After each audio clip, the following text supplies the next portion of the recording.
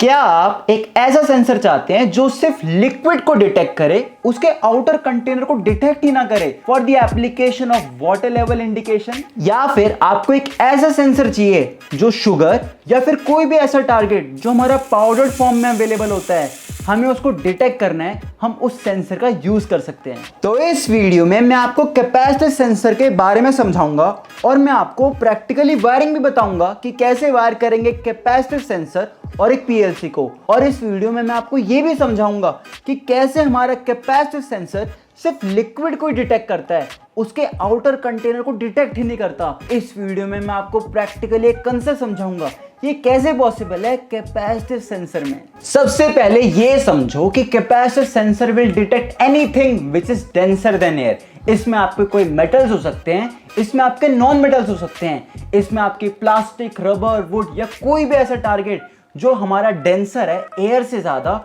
हमारा capacitor sensor उसको detect करता है। पर इस एप्लीकेशन को समझो, मेरे को इस सेंसर से डिटेक्ट करना था वाटर लेवल इंडिकेशन, पर होता क्या है, मेरा सेंसर अभी लोड को ऑपरेट नहीं करता और अभी वो प्लास्टिक को डिटेक्ट कर रहा है। अभी जो वाटर लेवल है वो सेंसर की सेंसिंग रेंज में नहीं आता। और मैंने आपसे ये कहा था कि जो सेंसर होता है हमारा वो डिटेक्ट करेगा anything which is denser then air. पर जो प्लास्टिक है वो भी तो डेंसर देन एयर ही है, पर ये उसको डिटेक्ट ही नहीं करता। और जैसे ही वाटर लेवल इंक्रीज करता रहता है और सेंसर की सेंसिंग रेंज में आता है तो हमें आउटपुट मिल जाता है। मैं आपको भी करके दिखा देता हूँ। ये मैंने बॉटल ली हुई है और यहाँ पे मैंने एक एसी लोड कनेक्ट किया हुआ है और जैसे ही मैं एक दूसरी बॉटल लेके यहाँ पे लेवल इंक्रीज करता हूँ, आप देखते रहना लेकिन लोड कैसे हमारा ऑपरेट करता है। जैसे ही मैं लेवल को बढ़ा देता हूँ मेरा लोड ऑन हो जाता है। आप देख सकते हैं इसका मतलब ये है कि जो मेरा वाटर लेवल है वो इस सेंसिंग लेवल तक पहुंच चुका है।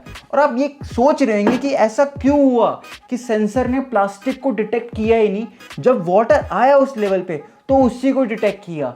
और प्लास्टिक भी तो डेंसर देन एयर ही है। इसको समझने के लिए आपको यह समझना पड़ेगा कि capacitance is directly proportional to dielectric constant. और जो हमारी जो बॉटल होती है प्लास्टिक की बॉटल, इसका जो आउटसाइड कंटेनर होता है is actually made up of PET और इसका डाइलेक्ट्रिक कांस्टेंट होता है 3.5। और होता क्या है, इतना कम डाइलेक्ट्रिक कांस्टेंट होने की वजह से इतना ज़्यादा सिग्निफिकेंट कैपेसिटेंस चेंज ही नहीं होता जो सेंसर हमारा डिटेक्ट ही ना कर पाए आउटपुट देने के लिए, क्योंकि हमारा सेंसर इस वर्किंग प्रिंसिपल पे काम करता है। बेसिकली अगर सेंसर हमारा ज़्यादा कैपेसिटेंस चेंज डिटेक्ट ही नहीं करेगा तो सेंसर हमें आउटपुट नहीं दे पाएगा। और इस बॉटल के अंदर जैसे ही मैं पानी डालता हूँ तो उसका जो डाइलेक्ट्रिक कांस्टेंट होता है वो होता है 80 के करीब और उसकी वजह से इतना ज़्यादा कैपेसिटेंस चेंज होता है जिसकी वजह से हमारा सेंसर हमें आउटपुट दे देता है। कमाल की बात यह है कि ये सेंसर प्लास्टिक को भी डिटेक्ट कर सकता है। और वो कैसे डिटेक्ट करेगा कि जब हमारा सेंसर ज्यादा सेंसिटिव होएगा तब हमारा प्लास्टिक को भी सेंसर डिटेक्ट कर लेगा। और हम सेंसर की सेंसिटिविटी को भी बढ़ा सकते हैं। सेंसर के पीछे एक पोर्ट लगा होता है, उस पोर्ट को अगर हम क्लॉकवाइज घुमाएंगे तो हमारा सेंसर ज़्यादा सेंसिटिव हो जाएगा और जैसे हम उसको एंटी क्लॉकवाइज घुमाएंगे तो सेंसर हमारा लेस सेंसिटिव हो जाएगा। और इससे क्या होगा, वो प्लास्टिक को भी डिटेक्ट कर लेगा। अगर हमारा सेंसर ज़्यादा सेंसिटिव है तो अगर हम सेंसर को कम सेंसिटिव पे रखेंगे तो प्लास्टिक को डिटेक्ट नहीं करेगा, क्योंकि इतना ज़्यादा कैपेसिटेंस चेंज होगा ही नहीं प्लास्टिक की वजह से। और जैसे हम पानी डालते हैं तो हमारा कैपेसिटेंस इतना ज़्यादा चेंज होता है, उस कम सेंसिटिविटी पे भी हमें सेंसर आउटपुट दे देता है। हर एक मटेरियल का कुछ ना कुछ डाइलेक्ट्रिक कांस्टेंट होता है और आप वो इस टेबल में देख सकते हो कि कैसे हर एक मटेरियल का कुछ ना कुछ डाइलेक्ट्रिक कांस्टेंट है। और अगर आपको इस सेंसर को लिक्विड डिटेक्शन एप्लीकेशन में यूज करना है तो मैं आपको एक एक्सपर्ट राय देता हूँ। आपको क्या करना है, लिक्विड में जो एक्सटर्नल कंटेनर होएगा या जो उसका आउटसाइड कंटेनर होएगा उसका डाइलेक्ट्रिक हमेशा कम होना चाहिए जो एक्चुअल सब्सटेंस उसमें भरा जाएगा। और होता यही है कि जो हमारे जो कंटेनर्स होते हैं वो यूजुअली हमारे प्लास्टिक के हो सकते हैं या फिर एक ऐसे मटेरियल का होएगा जिसका डाइलेक्ट्रिक कांस्टेंट उस एक्चुअल लिक्विड या फिर हो सकता है कोई पाउडर हो सकता है उससे कम होता है। और दूसरी चीज जो आपको इस एप्लीकेशन में ध्यान रखनी है वो ये है कि सेंसर की सेंसिटिविटी को कम रखना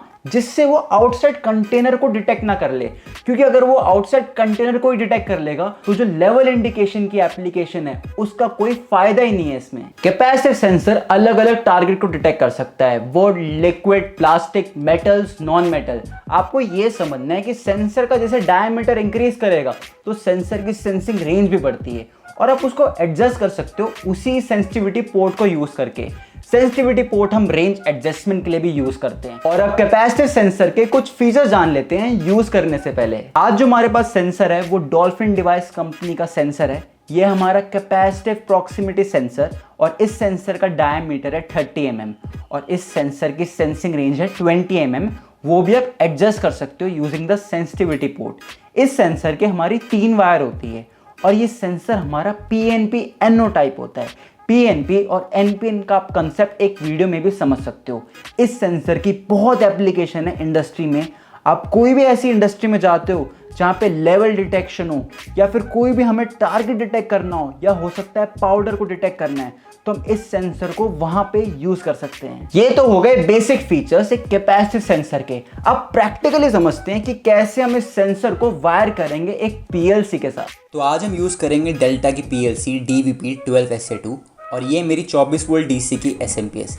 ये मेरा डॉल्फिन डिवाइस कंपनी का सेंसर और PLC में 3 वायर है हमारी, रेड, ब्लैक और ग्रीन। रेड है इसकी पॉजिटिव और ब्लैक है इसकी नेगेटिव और अर्थिंग एक वायर है। सेंसर में ब्राउन ब्लू वायर है, ब्राउन पॉजिटिव, ब्लू नेगेटिव और ब्लैक है आउटपुट। सबसे पहले हम वायरिंग करेंगे तो दोनों PLC और सेंसर की पॉजिटिव और नेगेटिव वायर को हम सप्लाई के साथ कनेक्ट कर देंगे। अभी आप देख सकते हो सेंसर की ब्लैक वायर को हमने कनेक्ट नहीं किया है। PNP टाइप का हमारा सेंसर है और हमारी जो PLC है हम उसको एक सिंकिंग टाइप की PLC बनाएंगे, क्योंकि हमारा सेंसर PNP है वो एक सोर्सिंग हमारा सेंसर हुआ है यहाँ पे। तो हम क्या करते हैं, सबसे पहले हम PLC के इनपुट साइड पे जो उसका सिंक सोर्स का टर्मिनल में, उसको हम डायरेक्टली नेगेटिव सप्लाई के साथ कनेक्ट कर देते हैं। इससे जो हमारी PLC होती है वो अब एक सिंकिंग टाइप की PLC बन जाती है और ये इनपुट साइड पे एक्सेप्ट करेगी ओनली सोर्सिंग टाइप इनपुट, जो हमारा PNP टाइप सेंसर होगा। सिंकिंग आप सोर्सिंग आप कंसेप्ट समझ सकते हो एक वीडियो में। तो ये मेरी PLC की प्रोग्रामिंग केबल, यहाँ पे DB9 कनेक्टर है और यहाँ पे USB केबल है और यहाँ पे RS-232 का एक कन्वर्टर लगा हुआ है। आप इसको यूज कर सकते हैं प्रोग्रामिंग करने के लिए। तो आज की वीडियो के लिए बस इतना ही। वीडियो पसंद आए तो वीडियो को सेव जरूर करना ताकि आप इसको फ्यूचर में एज ए रेफरेंस यूज कर पाओ। ये एक बहुत बेहतरीन कंसेप्ट है जो कैपेसिटिव सेंसर में समझना बहुत जरूरी है, क्योंकि जब आपको ये समझ आएगा तो आपके कोई भी एप्लीकेशन हो आप इस सेंसर को बहुत आसानी से यूज कर सकते हैं। तो आज की वीडियो के लिए बस इतना ही। मैं आपको मिलता हूं अगली वीडियो में। Thank you everyone.